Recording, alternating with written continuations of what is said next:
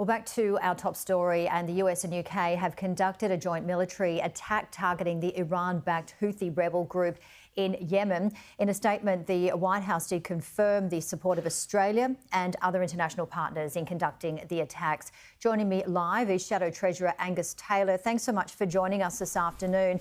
So we did hear from Defence Minister Richard Marles, who confirmed Australia did provide Australian personnel. He wouldn't provide too much more information, but he also said that it's important that we stand up to the law of the sea. Do you have any concerns of more potentially escalating tensions in the Middle East?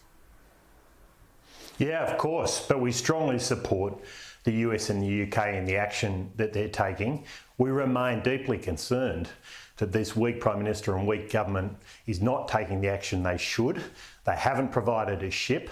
It's been a long-standing view of Australia that we provide a ship in the Middle East when we're asked to do it.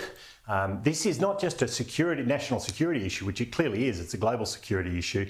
It's also a prosperity issue, a cost of living issue, because if we lose those sea lanes, we're all going to pay more for everything. That's a real issue. You'd think that a government that had prioritised cost of living, as they claim they had 12 months ago, would see this as a priority, working with our allies to make sure that our sea lanes across the world are in good shape. Meanwhile, not only are we seeing this event occurring, which is going to raise the cost of living for all Australians if it's not dealt with swiftly, they're not intervening in the ports, where we're seeing exactly the same issue emerging, where ships can't freely get into Australia. So this is a government that says one thing and does another, and we have a weak Prime Minister who is not taking the action that we believe he should.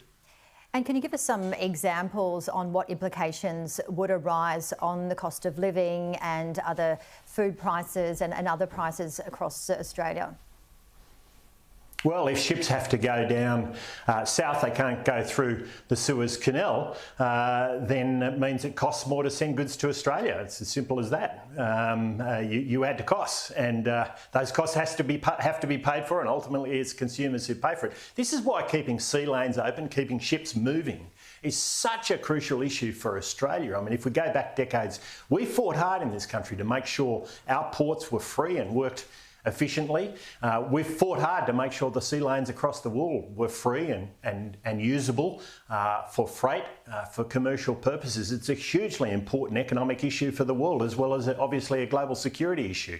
But this government, the best they can do is stand up and offer a handful of people and some words and rhetoric. Rhetoric's most of what we get from the government. You can't spin your way out of this, though. This is a major issue for the world, and we should be doing everything we can to support. Richard Marles, again, he said that it was important that we stand up to the law of the sea. What kind of legal implications do we have here with these attacks, do you know? I don't think the Houthis are going to take much notice of the law. They're going to take much more notice of force, and we're not providing any more than a handful of people. I mean, that's the problem. It's not a legal issue at the end of the day. It's a matter of whether we're prepared to be part of projecting force, and we need to do that. And this government is weak when it comes to the real action that's needed to protect Australians and to make sure that we have the economic prosperity we all deserve. And we see another instance of this just in the last 24 hours. And we're seeing inflation, which has hit a two-year low. It looks like another interest rate rise is minimal. Some economists are saying that we could, in fact, fall into a recession. Do you agree with the economists? And with what we're seeing in the Red Sea, do you think this could escalate the risk of a slide into a recession? Well, we're in a very risky situation right now. Any shock in the global economy is just going to push inflation up. Now, inflation's already running hard. The underlying inflation is running at double the target rate, and prices continue to escalate. The government has been slow to act.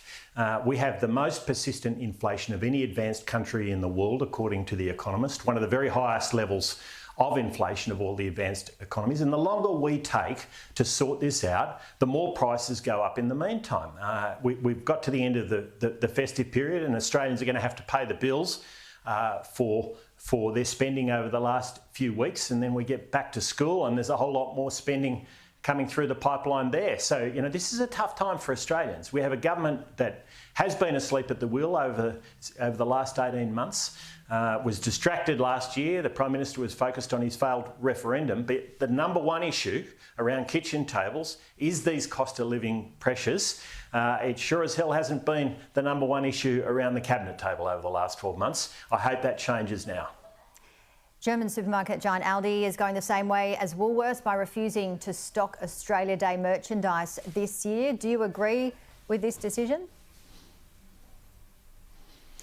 Well, I mean, I certainly, and I've said already that I certainly am disappointed with the decision that Woolworths has made, and the point that the Leader of the Opposition, Peter Dutton, has made is that customers can choose. They can vote with their feet on this one, and if they're unhappy with it, I'm unhappy with it, but if they're unhappy with it, they can go elsewhere, and I strongly encourage them to do exactly that. I mean, you know, we should be seeking to unite the nation, not divide it. We learnt that from last year. Australians don't want a divided nation. We want to be united. We want to celebrate this great country, and we have a day to do it. And you know, not stocking merchandise. I mean, really, let's get real here. We have a great country.